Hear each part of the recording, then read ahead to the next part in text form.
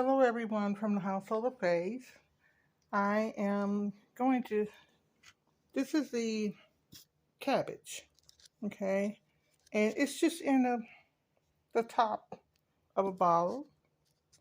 And what I usually do is just, as you can see, cut it off, put it in water, and it roots really well. Transplanting into this today. And we're going to see how it grows. Okay, as you can see, I kind of dug a little hole in there for the roots.